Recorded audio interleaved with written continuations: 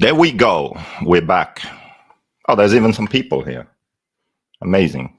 How's the audio? There we go. Okay, seems like it's working too. It's been a while, I think 3 months. Wow. Can't remember how this works anymore.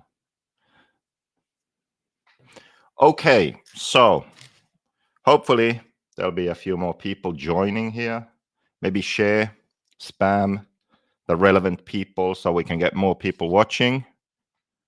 Today is a bit of a catch up mainly because I haven't been online, and we also have some live videos coming up in the next couple of weeks, so we could plan those a bit, get some feedback from you about questions you want answered in those.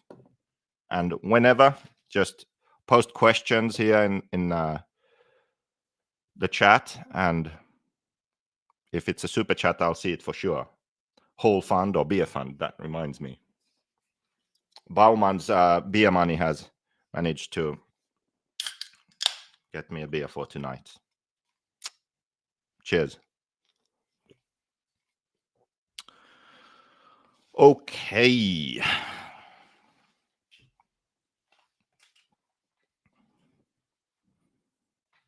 Roll sent the question immediately. I would have to go back and check the setup, but probably front slightly below the rear, and so front lower, rear higher. And I think JQ days, they were sort of just above ground level. I think that's the way they are, but I would have to check for you.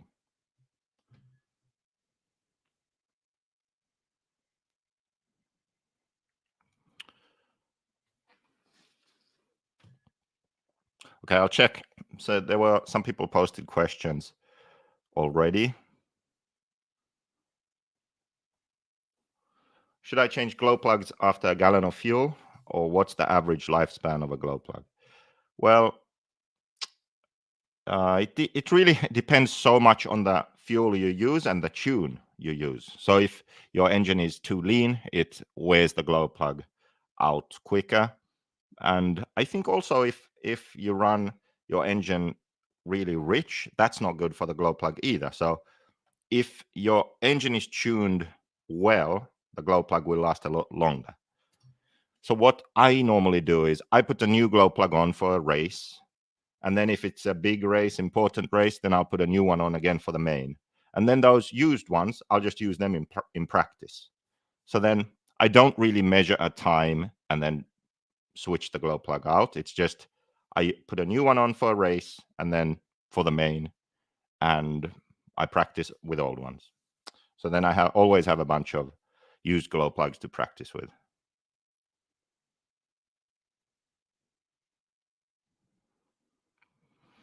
Let's talk about the Worlds. Yeah, the Worlds were supposed to be in Brazil, but now they were cancelled. Don't really know why. I mean, I don't really believe the official story necessarily that it was some kind of regulation issue. I don't know the problem, the issue, but now it looks like Argentina is an option, where we had the Worlds in 2012. So let's see. There were so many bids that it looks like it's still going to be in South America.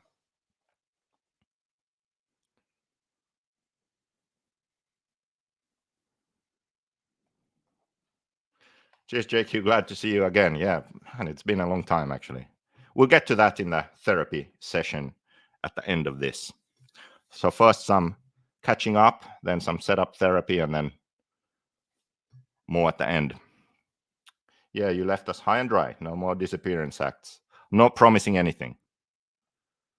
Astro questions allowed. I mean, they are allowed, but I'm really not an astro expert.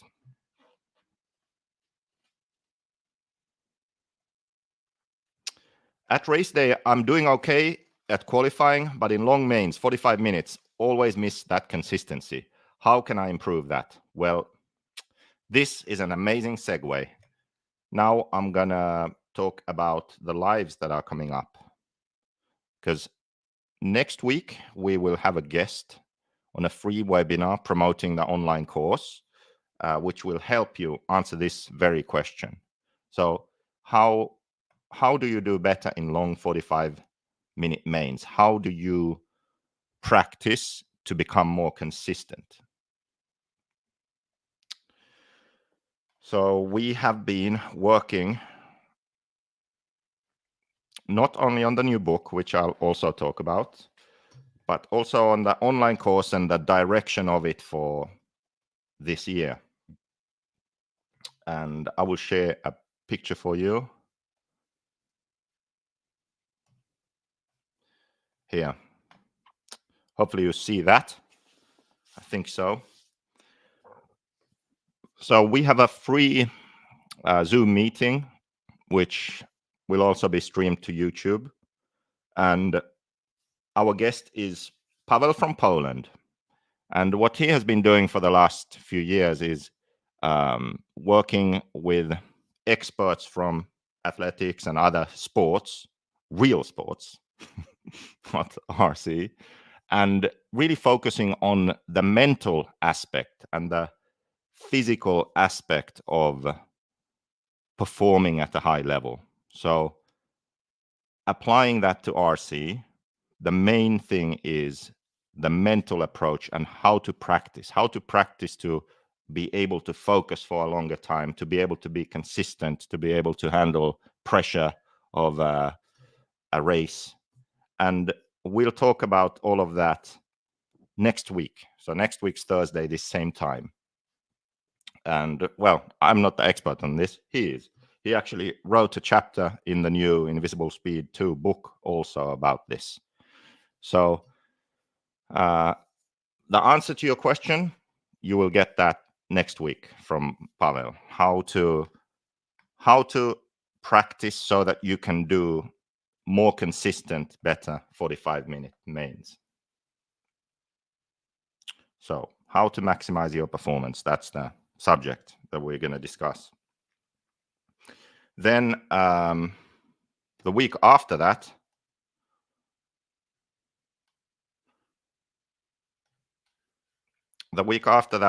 we have another meeting. I don't know why it lost what I was sharing.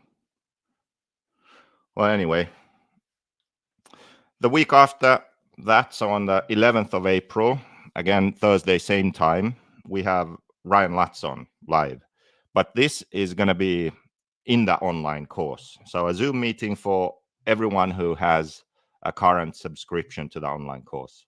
So next week with Pavel, we will offer it for free to promote what he's doing and the ideas that he is sharing. But then in 2 weeks' time, we're going to have Ryan Lutz only for course members. And Lutz is now sponsored by Invisible Speed, basically. So he's selling the book and the course, and he will be joining our live meetings for course members. And throughout the year, we'll also do some public meetings for everyone. But Lutz was on at the end of last year, and he was really good and had really good ideas, and the live meetings that we had were popular. So then I decided to ask him if he would be willing to join for the whole year now, and he did. So that's really good, and I think that everyone in the course will benefit a lot from all the experience and knowledge that Ryan will be sharing. So there's a bit of an update on the course. And then we also had a question here somewhere about the book. I remember seeing it before I came on. The difference between version 1 and version 2. Well, I have them here. So do you see that thickness difference right there? A significant, that's 20,000 words or so more in the new book. So the first version and the new updated version. And the chapters that are, well, first of all, if we just compare what they look like, the original one, the layout wasn't that great. a lot of text, not, the images are there, but it's just not that nice, is it? It's okay. It did the job. The content was good. But now we updated and improved. And I would say that the illustrations are better and clearer. And I mean, the layout just looks nicer. And also we've improved on the old information in the book. So everything in the first book is in the second book, but just better. So included corner images explaining how a particular setup change affects the car, sort of entering a corner, mid-corner, exiting a corner, the relevant parts of a racetrack, really, just to try to explain even better what the setup change does. And then there are completely new chapters also on driving, for example. So the old book didn't have anything about driving. So now we have a whole big chapter about driving and driving technique and that kind of stuff. And then we have also better explanations of how to approach setting up your car. And that's something that we'll also do here in the live meetings coming up.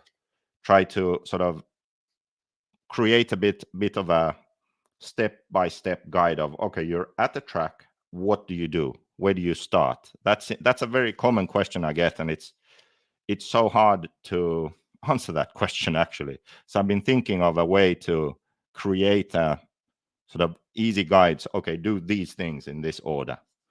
So that's something I've been working on too. And the beginning of that is actually in the book already.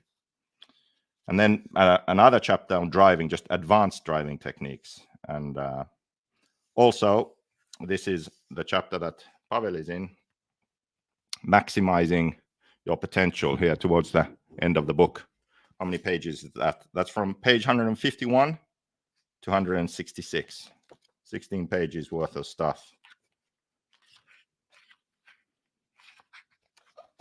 There we go. Completely new chapter, not existed before.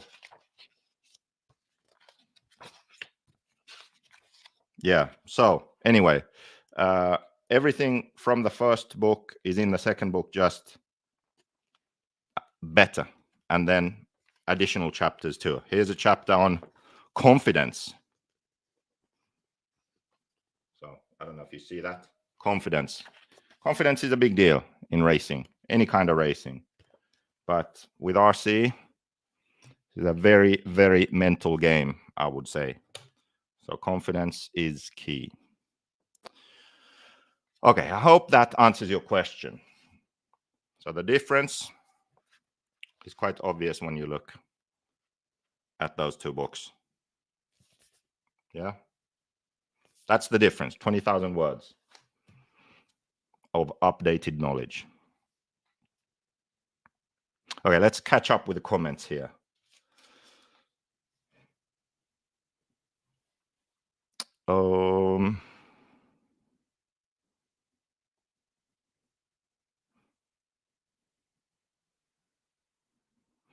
Let's see. Let's take a setup question here. How would you use the Ultimate Racing conical angled pistons first? 1.8 buggy on low traction smooth track with smaller jumps. How would you use them first? Well, I don't exactly understand the question, but let's say that those pistons, so the piston is conical and the holes are angled. And when you angle the holes like that, the length of the hole is increased. The longer hole means that the piston packs up more. And basically on the track, when you run these pistons, what you feel is that you can run the suspension soft. So low speed and small bumps, the car handles them really well and the suspension feels plush. But then it also supports the car really well. So it lands well, packs up well, but also the feeling of when you really push the car, that it seems stiffer, firmer. And that's especially good. Let's say Euros in Portugal, we ran those. So that track was high grip and very smooth. We needed a lot of support from the suspension, and that was a good way to get it. And then another track we used them more recently, which is very different again, was AMS. So AMS had big jumps, and you had to sort of launch the jump and land on the face of the next jump or land on flat. So you really needed the car to land well. And that track again was really loose, and there we used them also. So it's not necessarily a grip thing. You can use them on high grip or on low grip. What you need to think about is really, if you require the car to land better, have more sort of a firmer feeling on the track, more support, drive more flat, and if that's what you need, then those pistons can be good. The downside of those pistons is that they make the car a bit more nervous, a bit more reactive, responsive, and also they aren't really as good in bumps. So that would be the downside. Now, Euros Portugal, there were no bumps. AMS, there were not many bumps, and the bumps weren't really an issue. So there you go. And the direction we used them, I believe we used them in both cases with that cone down, so flat side up.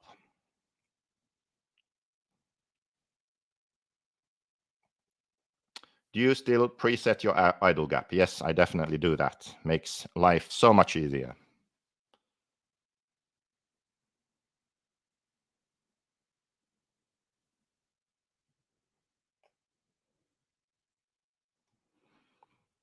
Will you send me an autographed copy of the new book if I pay you directly? Well, the problem is I don't ship the books. The books are actually at a logistics company, and they ship all the books out.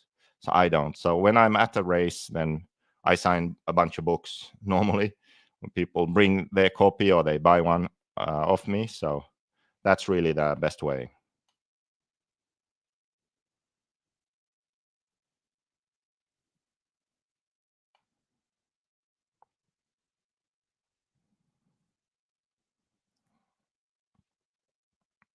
Let's continue a bit with piston talk.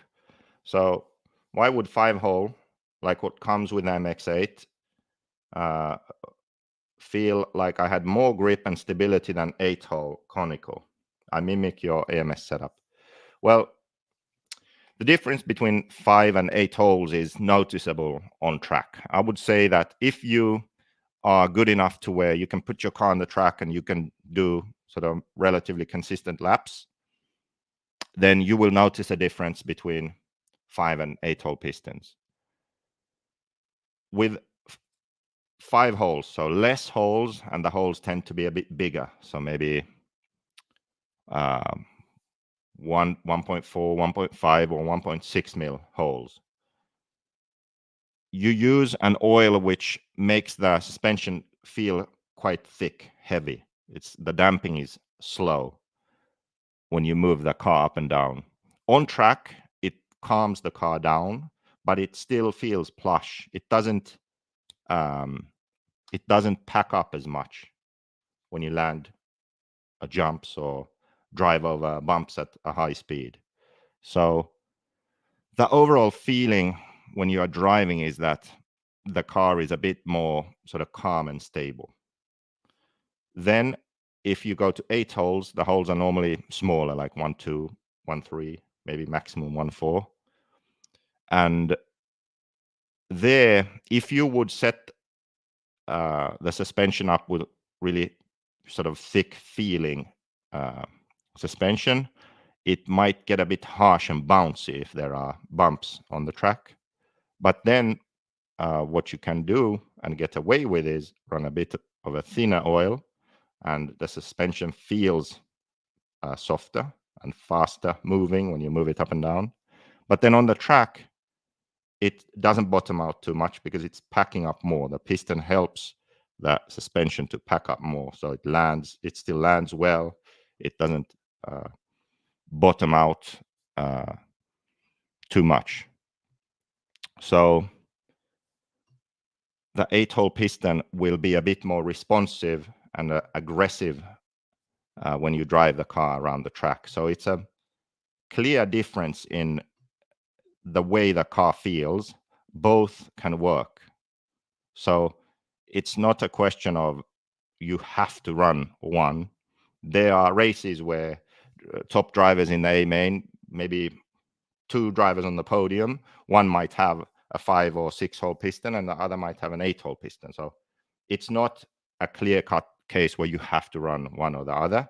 It's a bit of a preference thing, but generally you could say that you will most likely prefer a 5-hole piston on rough tracks, difficult tracks, technical tracks, and then let's say an 8-hole piston on very smooth tracks. They can be low grip or high grip, but definitely sort of lower grip smooth tracks. More holes in the piston allow you to run a bit softer damping. You have more response. You feel like you have a faster car that you can drive more precisely. And you just have to go to the track and try these things for yourself to understand the difference in feel, and then you will know what you personally prefer.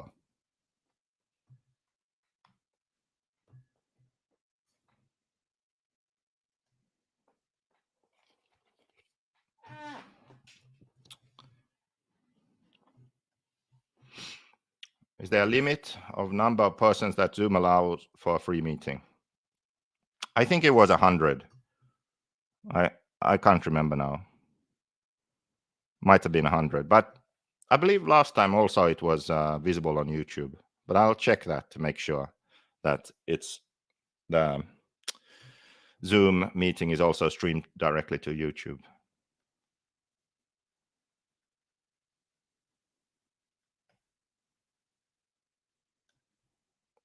So the old setup guide of you improved and turned to a book. Very good news. Well, that's a while ago. That was during COVID that I did the first book.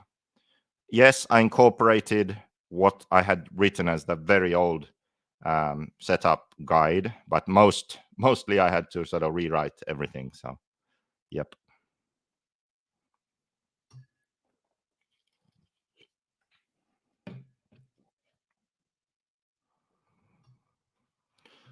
Radio settings. There's a bit about radio settings in the book, but we have had a number of guests in live meetings for the course, and usually we've spoken about radio settings. So like with Bruno Coelho and David Ronnefalk, I think even Ryan Lutz answered radio questions. So it's a common question for our guests in the course. So in the course videos, there's a whole bunch of stuff about radio settings. And yeah, a bit in the book too.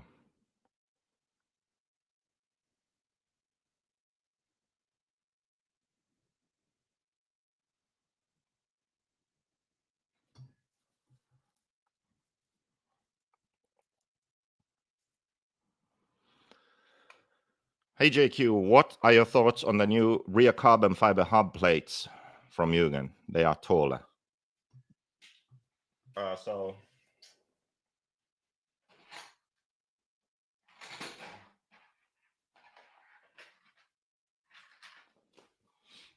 I mean, I guess rear hub, then they have carbon plates for the link. So we have the same for Mayako. Obviously, it looks a bit different, but same idea. So when you move this position up, when you move the link up, if you move it up on the tower also, so the angle stays the same, you just raise the entire link. Roll center stays pretty much the same. That's not, I don't believe that a roll center change is what makes the handling difference. It's more so to do with how the force traveling through the upper link affects the car. So when you move the links up, basically it smooths out all the transitions as you are driving around the track. So the difference between grip and no grip will be smoother. Basically, higher link will be easier to drive on bumpy tracks or tracks with inconsistent traction, or it will feel smoother on high grip tracks. That's most likely what you will notice. It would be interesting to actually see what Mugen drivers say, but that's just because the geometry of the car won't resist roll as much. So the car will be allowed to roll more, which means more overall grip. And the opposite is true when you lower the entire link. When you lower the entire link inside and outside, you are making the geometry of the car stiffer, so more initial grip. So on a loose track, a lower link can be good if your car is, for example, a bit too numb or pushing. You need more steering. Well, it's a good thing to do because a lower link on the rear, your car entering the corner has good rear grip. The mid corner, it allows the rear end to slide a bit, and then when you get on power, it grips again because of more initial grip.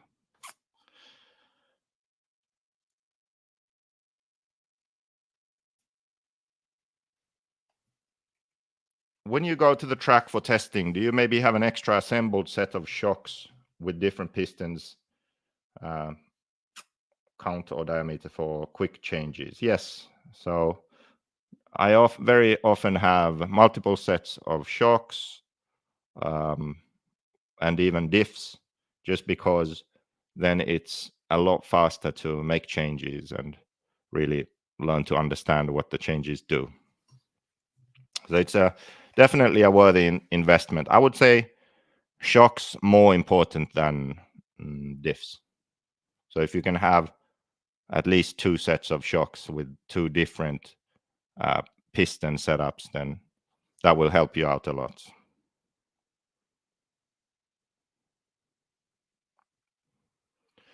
In JQ White and Black, the 7-hole piston was a success. What about Mayako? Yes, actually, the Euros win was with a 7-hole piston. There you go.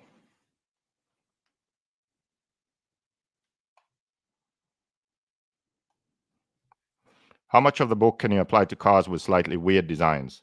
For example, a Gamma N1. I'm guessing the theory is pretty much the same. Yeah, theory is always the same, but then you may have to apply it differently. So I guess that's the case with the Agama, because the shocks are really short and they are above, like on top of the gearbox, horizontally on top of the gearbox, basically. So when it comes to the shocks, that of course is very different. But the rest of the car, all the geometry things and weight distribution, all of that stuff is the same.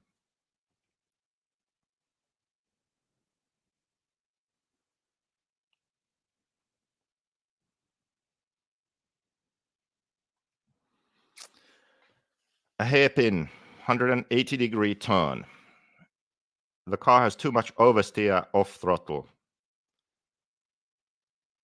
Less front negative camber has not too much effect. Any thoughts? MP10 TKI2. So if you have too much oversteer in hairpins off throttle, I think maybe the easiest fix, the best fix, is a thicker rear diff. That really helps a lot. So I don't know what you have in your rear diff, but if you go to a thicker rear diff, when you enter a corner and you let off power, the rear will grip more. It's a very noticeable change. So that's probably what I would do first. Yeah.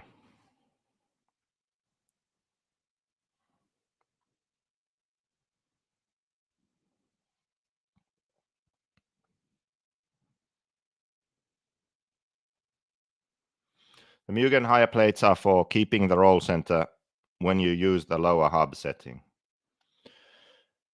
Yeah, okay, well, on the Mayako, for example, the 3-piece hub now, when you change axle height, it doesn't change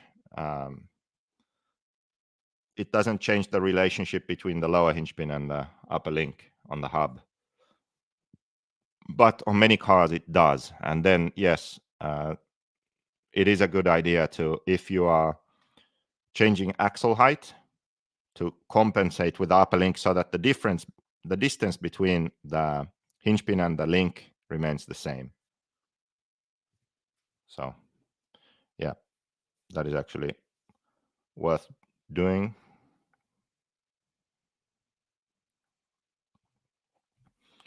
Is raising the lower arms on the inside pivots the same as changing the roll center with the upper links?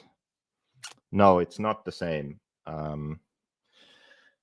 I think roll centers will be the first topic that I will cover in one of these live videos. And I actually had an idea of how to do it. It's going to, what I'm going to explain is 4 different ways of thinking about roll center, because I get so many questions similar to this one, for example. So I want to do one video where we cover this topic. And the 4 ways of thinking about roll center is in the track versus on the track. So is your car driving in a way where it feels on the track and wants to flip over, or is it sort of driving in a way where it feels sucked down into the track? So in the track, on the track, that's one. Then initial versus overall grip. So you can think of it in the way that, is there a peak of traction followed by a loss of grip?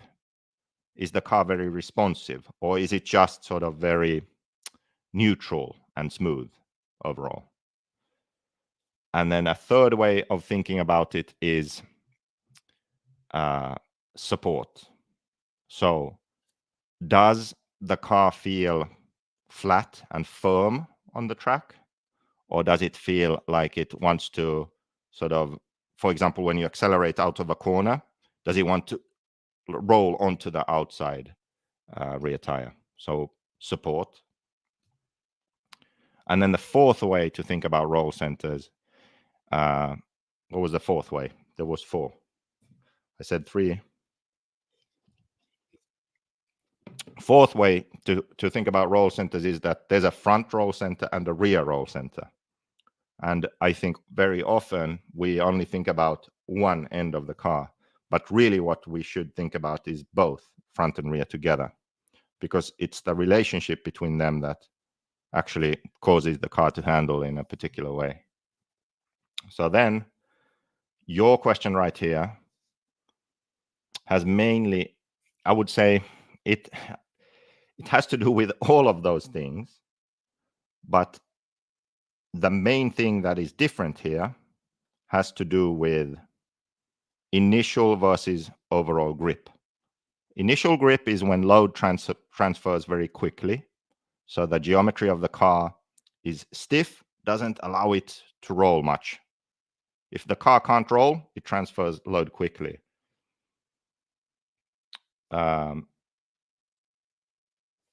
What the lower arms control is this, really, much more than the upper arms.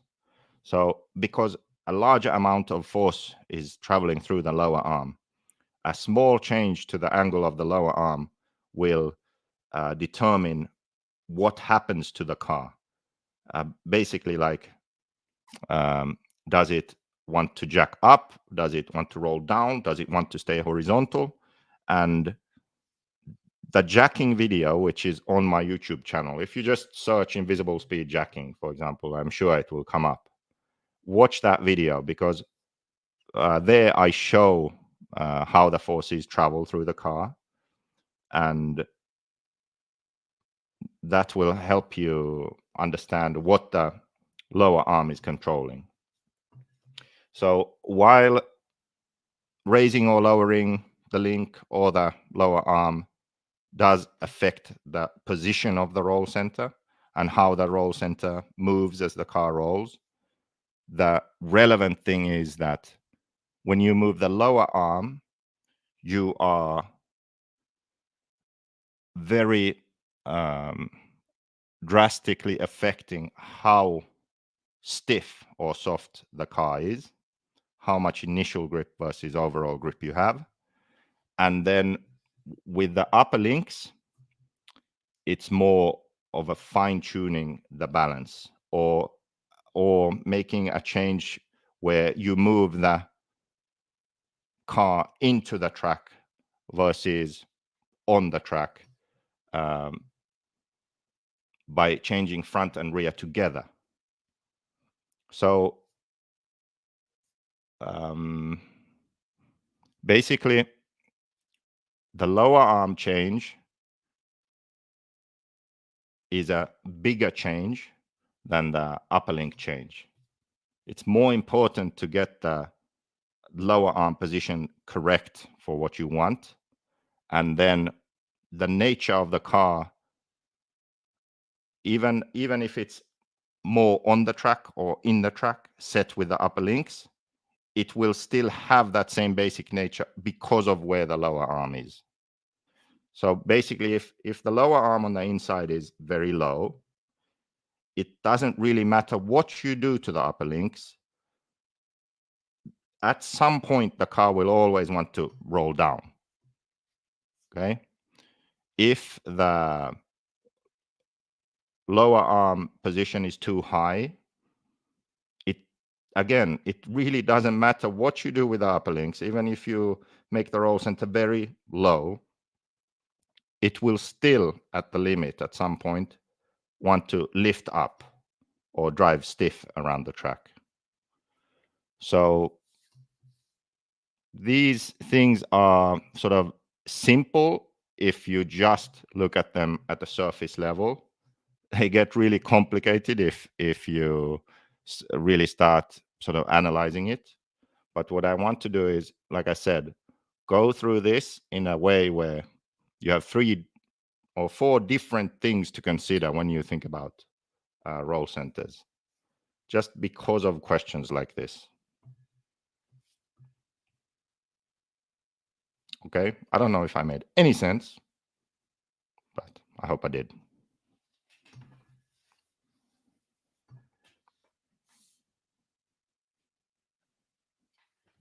Are you going to Silver State this year? Set up tips for that specific race. Well, Dagani really wants me to go, so I've kind of said yes, but I haven't booked anything, so who knows?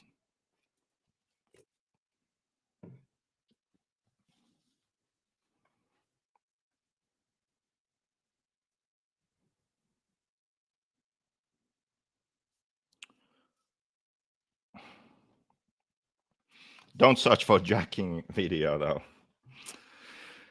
Well, invisible speed jacking should be fine.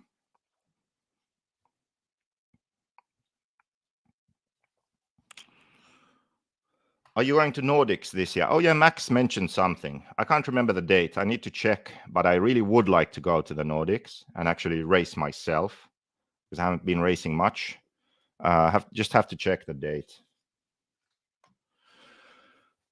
Okay, so you can post more questions in the chat. Now I'm gonna give you a bit of a Mayako update. So what's been going on in the Mayako world? Let's see, where are we?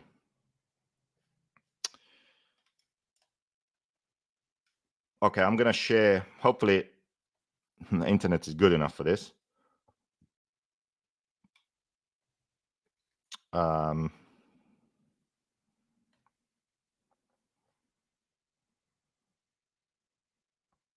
Oh, before I do that, I forgot something. Check this out.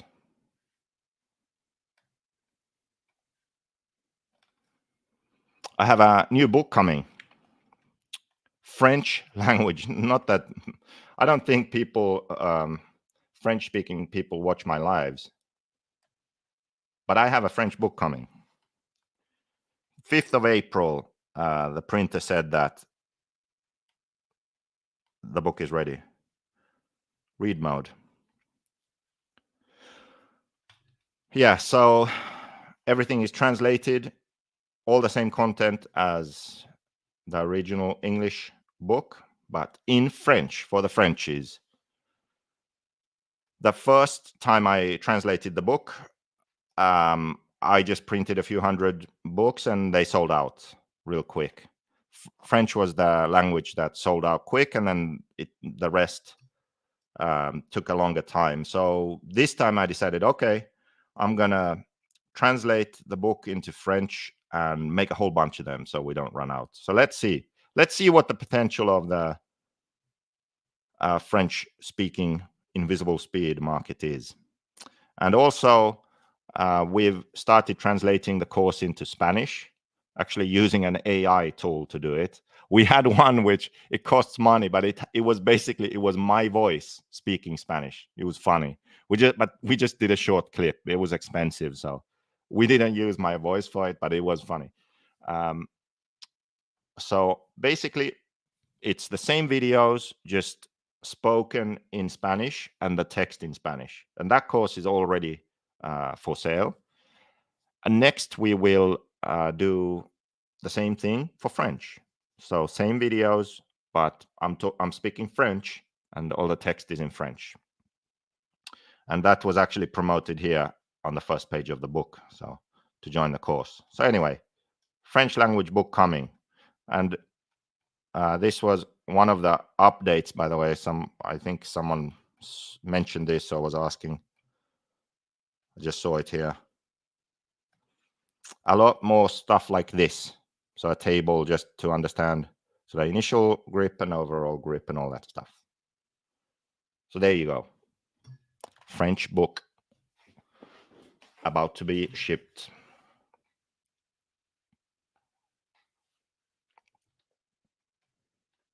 Okay, so Mayako update. What's happening in the world of Mayako?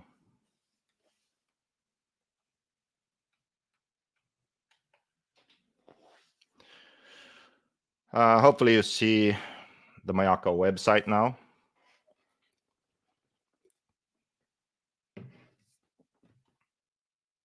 We need an audiobook version of the new book. For those of us with ADD, ADHD, audio version is the best. Well, I don't know. Who would do that? Maybe an AI again.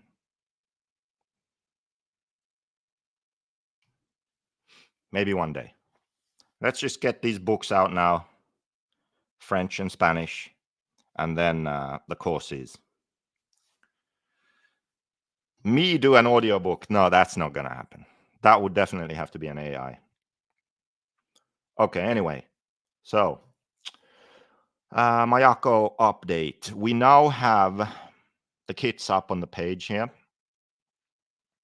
And we have now moved to the second phase. So this has always been the plan, but it's just taken a while. So originally when we launched Mayako, it was members only. So you had to become a member, then you could buy the car. Then after that, you didn't have to be a member. You could buy a car anyway. Now we have released, also we were selling direct first. Now we've released the MX-824, which is a normal car, just like every other car on the market. So it's sold on A-Main, on Mayako's own websites, Mayako service centers around the world. Anyone can order and buy this car. Any dealer, any private individual. So the Mayako MX-8, it looks a bit different to the previous car because the shock towers are black, the chassis is black where they were brown before. Also, the radio tray is aluminium when it was carbon fiber on the other car. Same for the throttle servo plate. And this car is one that is, of course, based on the same as the member car, right? It's just that the specification, the spec of it is set. So you buy it as a kit and there aren't any options. You can't change how it comes. So this car comes with a KPI 1, Caster 1, for example. And one of the differences is the C-hub, where the member car has an insert here where you have more adjustment on the hub. And that's one of the differences. So the normal MX-8 is a car that's ready to race out of the box. You build it, you have a base setup to start with, and it's good to go. The setup options are a bit more limited, so less options on the hub. There's no gearbox height adjustment on the front, for example, just because we wanted to make the A and B blocks stronger, and also the build more simple. So there's less chance for you to mess something up. So there's just one way to build the front end for this reason. And of course, the way we chose the parts is we wanted to make the car as easy to drive as possible. So a stable, easy car to drive with the needed setup options then to adjust for any track condition or driving style preference. So then if we compare to the member version, if you are a member, you have access to a different car where you can then select some options. So for example, here we have the upper arms instead of links in these pictures, and the car comes with carbon fiber radio tray and carbon fiber plate on the side of the diff, and the spec is slightly different. So brown chassis, brown shock towers instead of the black on the regular MX-8. And this car has more setup options out of the box. So it's more complex, but also gives you more opportunities to tinker with the setup and really make it handle how you want it to. And this is sort of the direction that we want to go, where we have a really good, solid, basic car. And then for the people who are really into setting up their car racing, developing, they become members and they have access to the member car. So they are both good, high performance cars, but the member car is more complex, more setup options, more option parts. It requires more from the user to make the most of it, right? Where the normal MX-8 you could compare with any other car on the market, right? It's good straight out of the box. You don't need any option parts for it unless you want to do that. Then we have the e-buggy also now. And for now, there's only one version of the e-buggy, but eventually the same thing will happen. So we will have the sort of basic version of the e-buggy and then the member version also. So for now, we just have this one version. So here you see that insert on the C-hub where you have 3 holes and then you can flip the insert so you can have a high row or low row there. And all these cars are available in the Mayako web shop. So there's an international one shipping from China, then a Europe shop. Robert also has his new 36 Mood shop that has kits, also shipping in Europe. And then we have Mayako USA. And A-Main is also carrying the kits in America. So e-buggies and nitro buggies are available as we speak. Then another thing that we have here is if you go on the website and you check downloads, we have the Wiki. And the Mayako Wiki is a place where we gather all the information about the cars.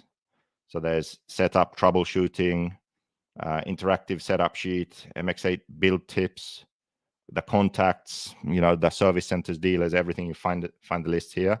Downloads for the manuals and setup sheets. And there's a whole ton of information here, right? So something I could show you is the interactive setup sheet. And this wiki it's public, anyone can go on here.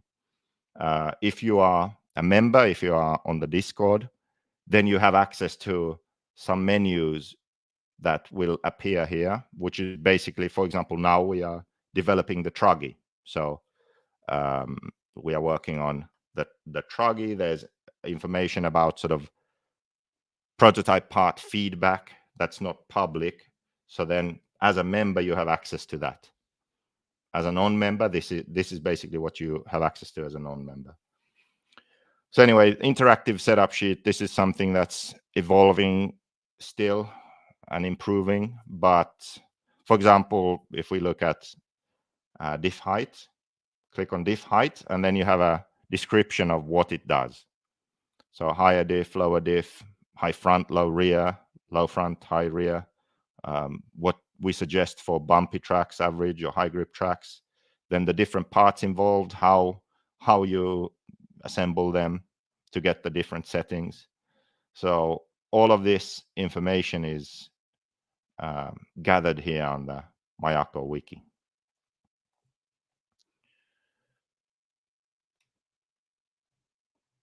What else would we have information on? So rear hub, for example. So that optional rear hub with the carbon plates. Or then I think, yeah, this 3-piece hub is a member-only part. So the information about that, how the different hubs compare, explanations of the available setup options, and then how they affect handling. All that information is gathered here on this page. So a really good resource, I would say. And then some general guidelines for setup also. Just basic information about what we run, what we tend to run, and how to approach setup, low grip tracks, high grip tracks, open tracks, tight tracks, smooth, bumpy. I mean, this will be good for, you know, anyone racing 8-scale off-road, but it's sort of specifically for the Mayako. Yeah. There we go. So that's what's happening in the Mayako universe. We have the Nitro kit, e-buggy kit, members versions of those available globally right now, and we are working on a Truggy prototype now.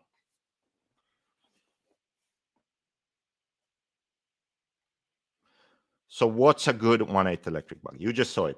You just saw it there. The MX-8E, the Mayako electric buggy, which you can go to mayako.com, look at it, decide to buy it, click on the web shop and order away. Have the member parts been thoroughly tested, or are we part of the R&D? Just curious. Well, when it's something that we know could be a problem, we make some and test and then make them for the members, so the members don't get the very first ones, right? And then when it's something sort of that we know, like let's say a different chassis or some shock towers or something basic like this, then we just, the very first samples we make, it's for the members too. So sometimes the member prototypes are parts that are not anodized, or they are parts where some part of the machining, the tolerance is a bit off, you know, because it was the very first, you know, samples we made. So sometimes there are parts that need some kind of modification to make perfect, right?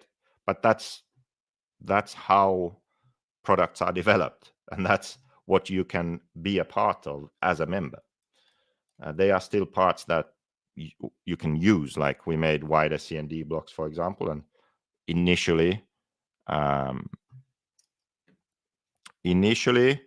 some members got parts which were not the 100% final product, you know, but they work. You can put them on the car, you can drive the car. So yeah.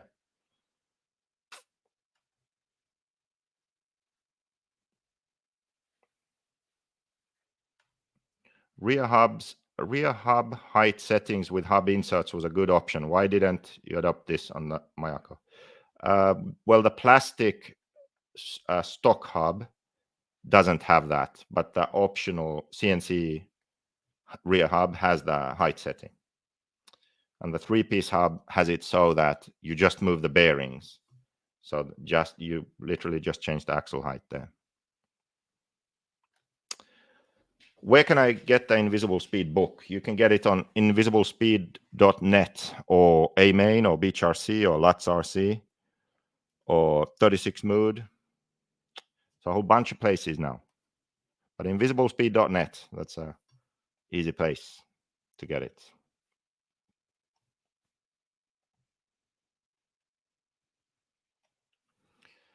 Where are you located? I'm in Finland right now. Or was that a question to someone else in the chat? I don't know.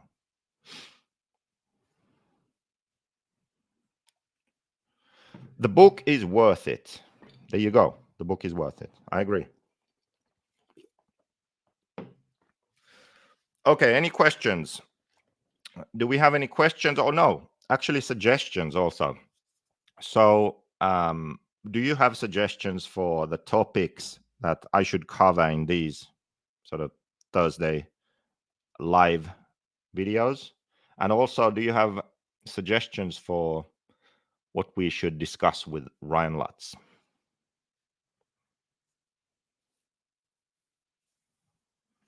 So post in the comments. Like I said, I have the one topic that I want to sort of think about a bit more and then talk about roll centers, because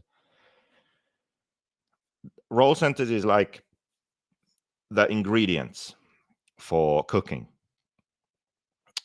If you have the wrong roll centers, like they just are completely off, right? It's like getting the wrong ingredients for what you want to cook. I mean, depending on how badly wrong they are, depending on how badly wrong your ingredients are, it can be impossible to get the car to work or for you to cook that, whatever it is you want to cook. So the roll center, to figure out the roll center, to get the roll centers right in the ballpark, is very important. Okay. So you need to go and get the right ingredients for what you want to cook. Now, even though you are that far, you can still, with all the other setup options on the car, you can still set it up in a way where the car doesn't work.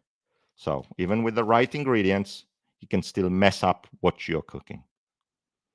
But at least with the right ingredients, you have a chance of success. And it's far easier to achieve success that way. It's the same with roll centers. As long as the roll centers are correct, you have a far better chance of setting up the car in a way where it works. So this is really key, and I'm trying to figure out how to make a video simply live like this, and with feedback in the questions, explain it concisely and precisely. That's going to be one of the first ones I do, definitely. But do you have any suggestions? Set up for really rough track, those tracks that get destroyed. Well, if I go to Silver State, then that could be a good time to talk about it after that. Maybe do that with Ryan Lutz, because Silver State really gets super rough and bumpy. So maybe that would be a good time to have a live about that.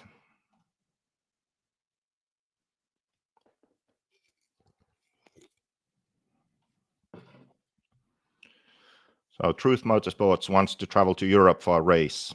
I would suggest Buggyland. It's end of September, I think, or early October in Madrid. So Madrid is a big airport, international flights. The track is close to the airport. There are a bunch of hotels. That would be the best, I think, because the track is new for the race. The top drivers all go, so you'll see them racing too. So the racing is good, but then also you are in Madrid. So there's a bunch of stuff to see also. You can do touristy stuff after, and yeah, it's just easy. It's convenient and easy and good. So yeah, I would suggest that. Normally the weather is good too, that time of year also.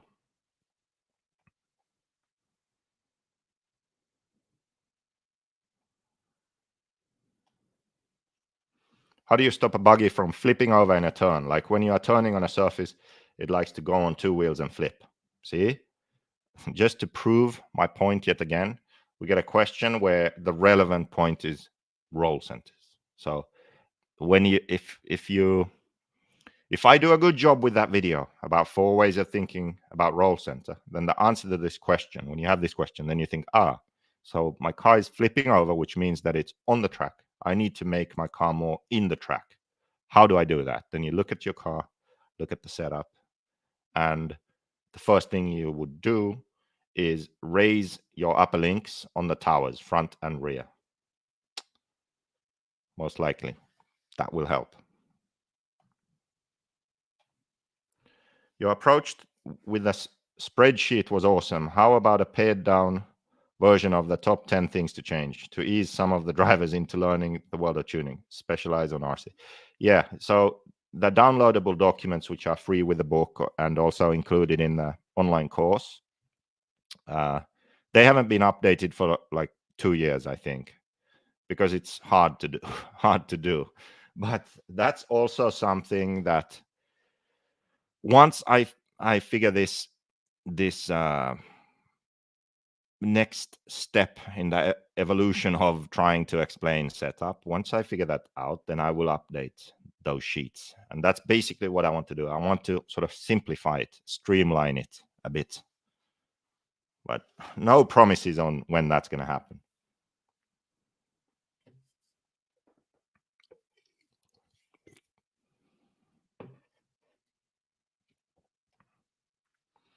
But of course, I mean, the new book is already a step in that direction from the spreadsheet. So I would say the spreadsheet right now, the downloadable documents, is like already a step behind the new book and the information that's there. So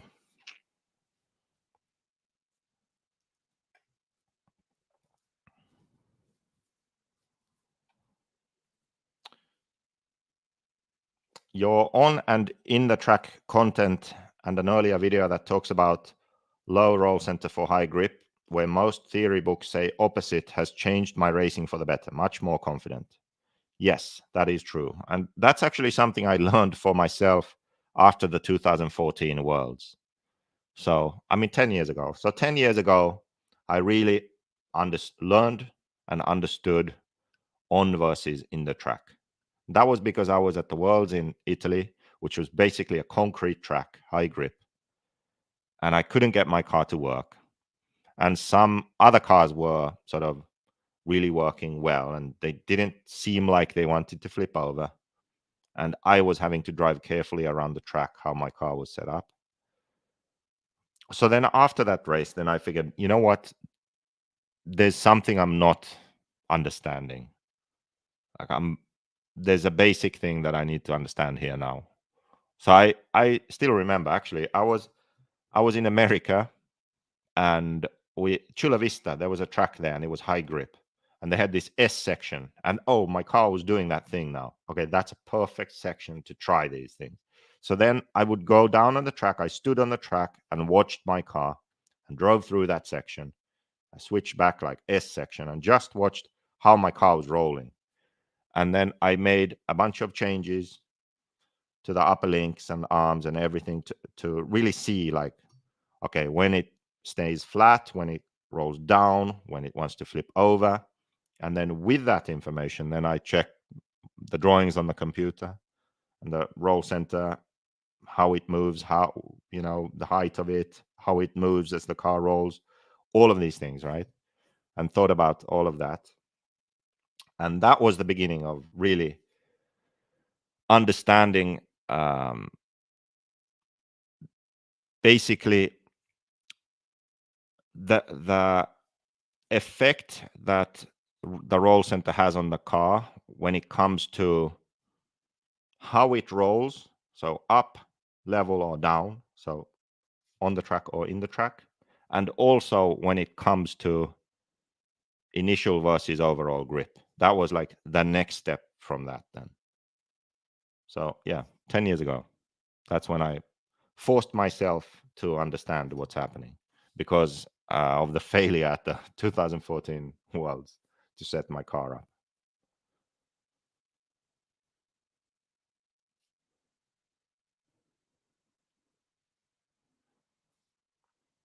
Yeah. What else? I think we're over time. It's supposed to be an hour. We're at 11 minutes over time. On the opposite side, how important is kick up? I mean, I would say like kick up and the squat, they are salt and pepper, spices, you know, it's important, but it makes a difference, but it's not, it's, you know, unless they are way off, they aren't gonna sort of ruin your dish or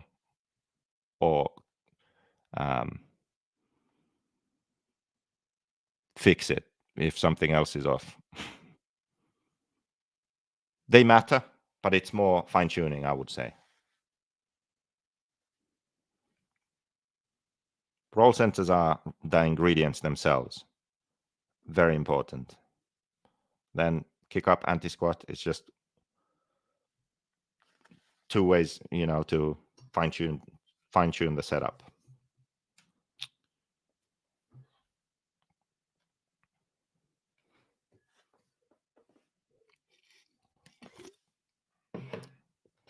Yes. What else?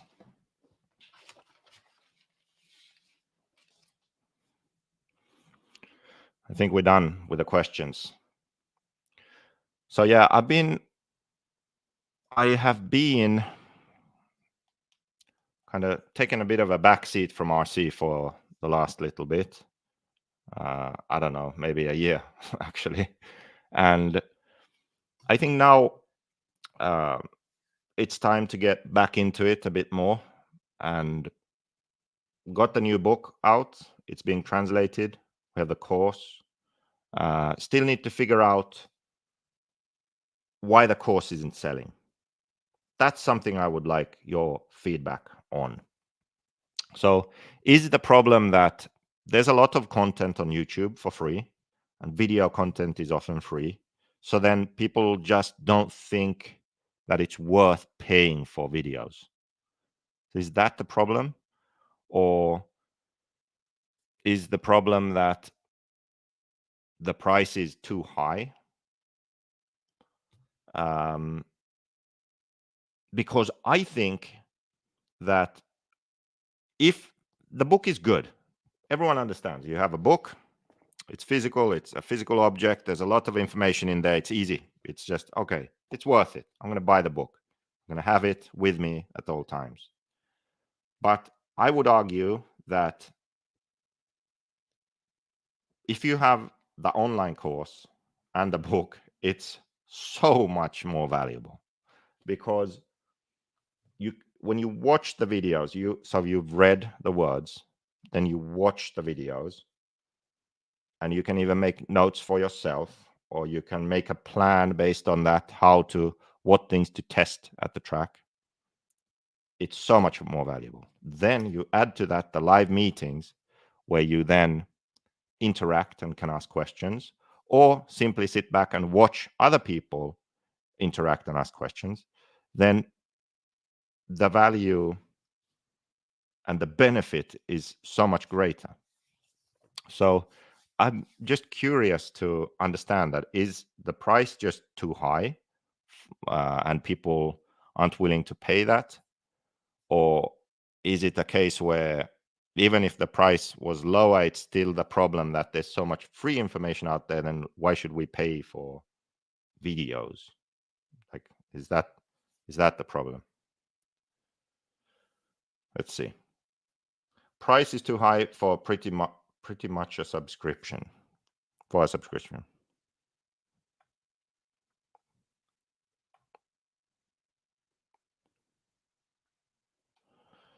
Is the book not on Amazon? No, it's not on Amazon.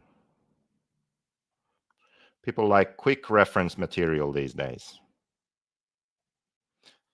Offer a subscription. I guess what you mean is like you pay monthly instead of a one-time fee. It's not so common in RC sports. In woodworking, online courses are available for years. Also guitars. So like there's so many guitar online courses out there. Maybe the one-time price is the shock. Maybe start offering quarterly subscriptions. Actually, you know what? That could be an idea. I think the online course platform, you can offer the course for different time periods. Now it's set to a year. So it could be changed for, let's say, like 3 months, for example. So now the season is starting. So maybe an experiment could be like 1st of April, change it. So if you get the course now, you are getting it for 3 months. And then, adjust the price accordingly. That could maybe be an experiment to do. Maybe you have to think about that.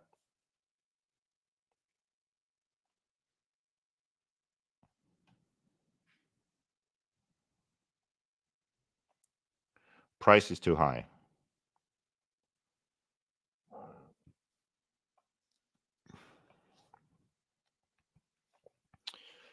I dropped $50 to $60 on a physical book, but several hundred for a course and whatnot. That's like almost a kit. Okay, Heckler, so would you drop $50 to $60 on a course instead of a physical book?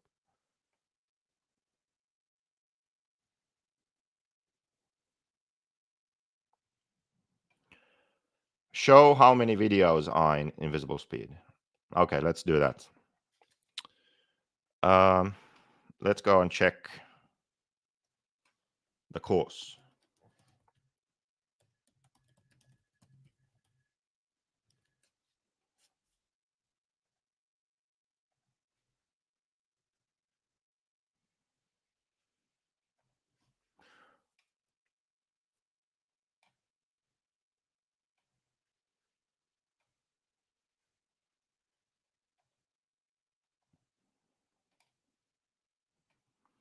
Okay, you should see the course here. So these are all the videos included in the course. The first ones are previewable, so anyone can watch just to get an idea what's in here. But introduction, choosing your equipment, preparing equipment, and basically like car builds. And on-road is also included. Then heading to the track. So this is sort of the basic stuff for if you are new to RC. But I mean, I guess there could be information for anyone really. Then the live meetings we have, they are also included in the course material afterwards. So they are added in the relevant section if they have a specific topic. And yeah, so we have the basic radio settings, driving, another live meeting where we spoke about driving and jumping, for example. Then your first race, getting faster and improving, more radio setting stuff, improving the race program. This is a section that will be expanded here in the future because a lot of this is already in the new book, and Pavel has content for this basically. And then module 10, which is the one about setup. This is the most popular one. So the downloadable documents are there. Then the videos basically follow the chapters in the book. And again, live meetings are included here where relevant. And then this section is where we put the live meetings which don't have a specific topic. Like if we have a live meeting specifically about driving and jumping, then yeah, it's in there in the section for driving and jumping. But then the more general ones are here. So the homework, discussions, homework, meetings, Ryan Lutz, Bruno Coelho, Jared Tebow, Alexander Hogberry. All of these videos are here. Homework videos, live videos, interviews, case studies. And then the final modules, which haven't really been done yet. There are a few videos there, but more about the career in RC. So getting sponsored and gaining an edge, how to become even better. This is for the future. But yeah, part of the issue is there's so many videos here already, so much information, so much work gone into it. But yeah, we need to figure out what the strategy is to actually get some sales. So right now it's 1 year access. I thought it said here how many videos. Maybe it was on the previous page. There are 154 lessons. Yeah, French version, it's closed for now, but we hope to open it for October. Basic course, Spanish course. We have a Spanish language course already available. And then on-road course also. There we go.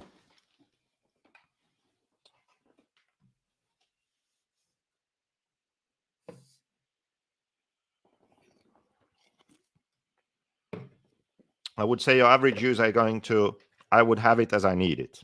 Well, that's how it is now.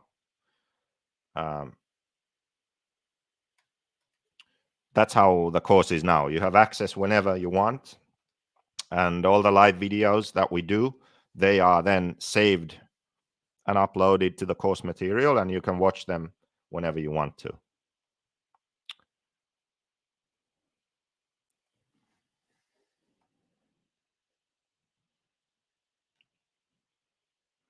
Not the upfront cost. I like the quarterly. I would do it running here in the Northeast. Yeah, maybe I'll try that. That's actually a good idea, and it's something that can be done very simply in the online course platform, and it won't change anything for the people who already bought the course for a year. They will still have it for a year.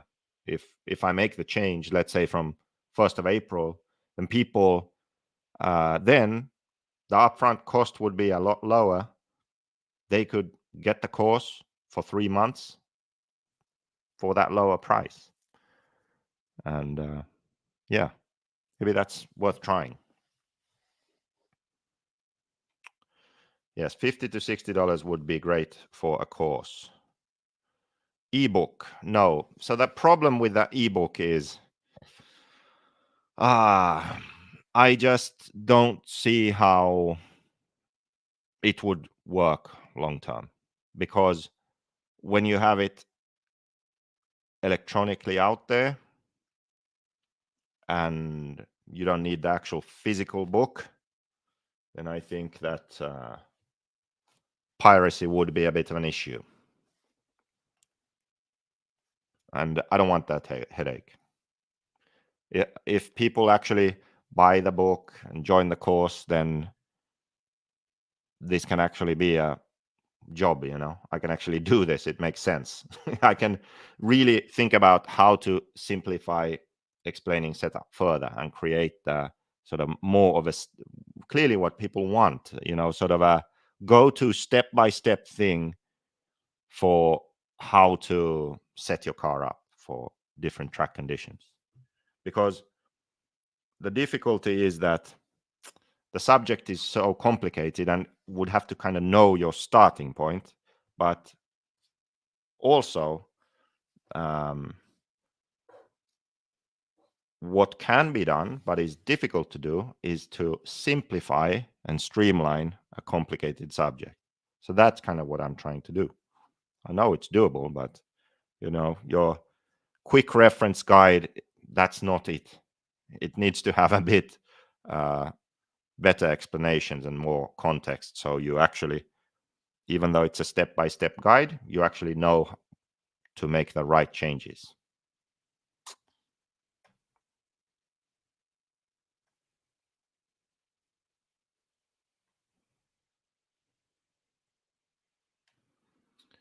I definitely like that idea. I want to get the course badly, but I can't swing that lump sum right now. I want one of your kits too, but probably not this year. Yeah, that's kind of what I feel also, is that even though you can have, um, break down your payments into multiple payments on PayPal, it's still not the same. It's still sort of the bigger price upfront is a hindrance, I think. Yeah, exactly. No ebook, it will get handed out too easy. The price is in a good relation to the content and the size of the target customer group. For woodworking, I pay 100 euros per year. Yeah, that's the thing. It can't, like, the online course can't be free, because then there's no point in doing it, and I won't do it. Like, it wouldn't make sense. But then again, it doesn't make sense if it's too expensive and no one buys it, right? That doesn't make sense either. So have to figure out a way where the price is low enough to where people buy it, and high enough to where it actually makes sense to put in the effort to create the course, improve the course, and work on it.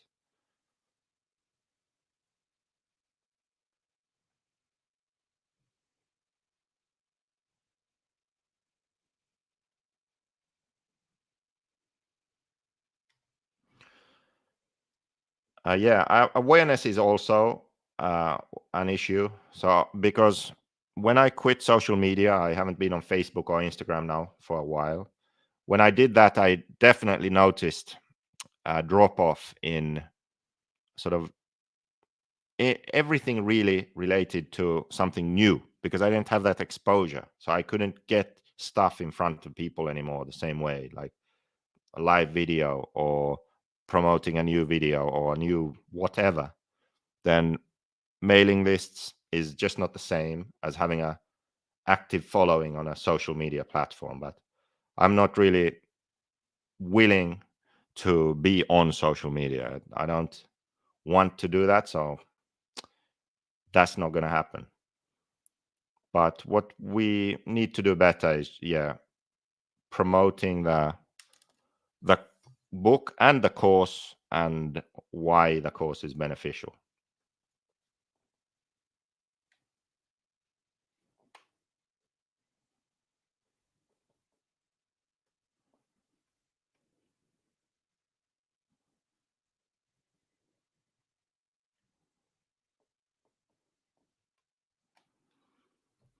There's no shortcuts in the process, unfortunately, but this book and online course is a must if you want to get serious about RC racing. There you go.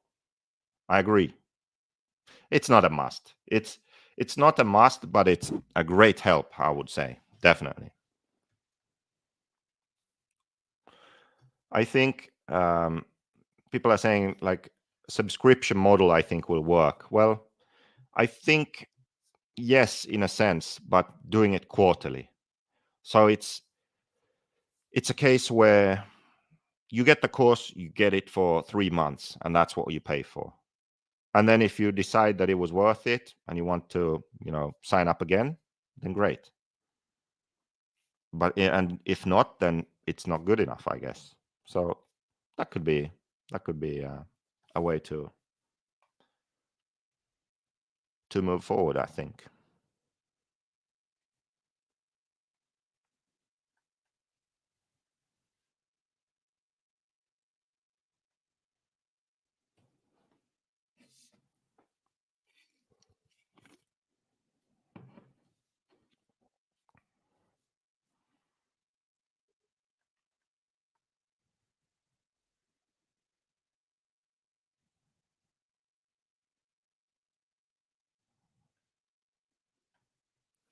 Can I buy a physical book and just the book? Yes, you can buy just the book.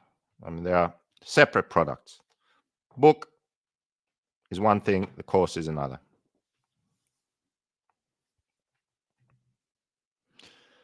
Access, yeah. So maybe people want to buy a course instead of license for it. So what about keeping unlimited access, restricting access to newer content? I thought about that, but then the problem is that RC is so small. I think you would run out of people pretty quick. I think with bigger industries, that's a good way to do it. But I think RC, I just feel like it's too small. I really think so. It would sort of, after a few years, that would be it. The course would be dead because all the people who are potential course buyers would already have it, and the influx of new people is too low.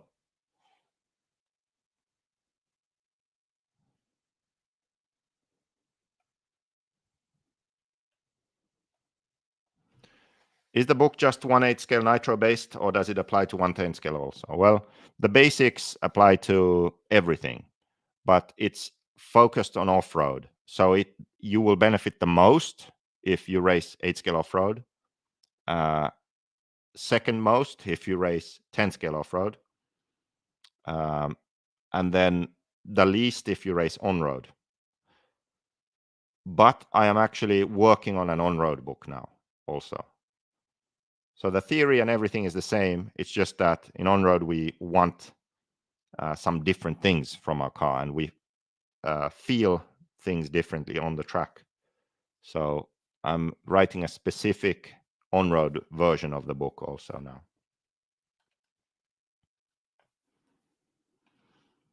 The course needs to be more focused on general brands than just Mayako. It's not. I think that I made a whole bunch of videos before the Mayako existed. Maybe I had actually that prototype for video shots, but the course isn't, just like the book, it's not based on the Mayako.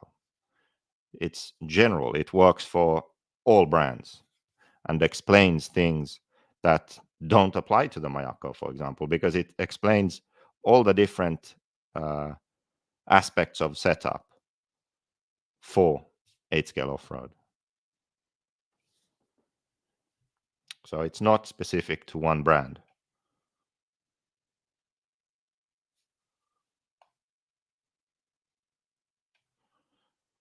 Actually, 6 months is the sweet spot. April are all the openers, and we race until September, October. Yeah, I think I'll try the quarterly thing first. So it will be a significant price drop. Price will be low. We see if that encourages people. We'll see. Also, I think just looking at how people use the course, when you buy the course and then you have 1 year's access, there's no sense of urgency to actually, find the time to watch videos. So maybe if the price is lower, you have 3 months, maybe you focus for that time and you actually get through it and you watch the videos because it's a shorter time. And then you gain the benefit of that. And then you apply it at the track. And then when there are updates to the course and live meetings that are interesting, maybe you then resubscribe at some point. So yeah, I kind of like that idea. I think we'll do that.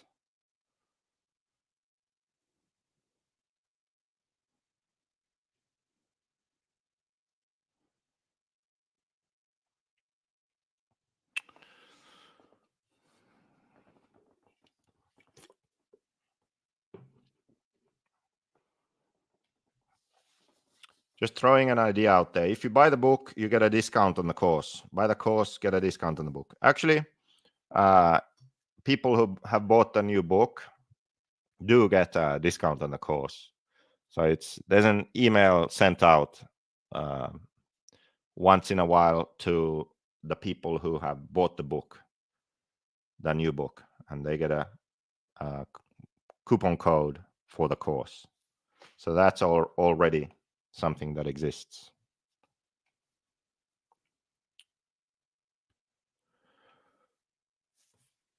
Quarterly, you would need to arrange the online course around it. Okay, I think that's set. we're going to start now. New idea, quarterly course. Perfect. Next week is April, and we have the 2 meetings coming up. So there we go. A new way to sell a course. Thank you, everyone. Brainstorming worked on a YouTube Live. If I bought through Ryan, do I get that from him? If you buy the book, you get it from him. If you buy the course, then he just emails me and I add you to the course. But when you buy from Ryan, he makes money on it. So there you go. You can support Ryan Latz by going on Latz RC and buying the book or the course.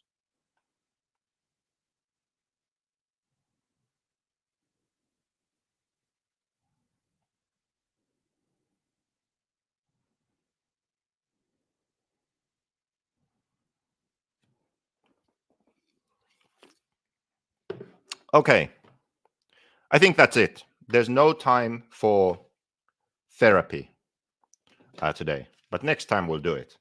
So for the therapy section, we will apply RC setup logic to the mental approach of racing and also the mental approach for life, because life has been happening here the last couple of years.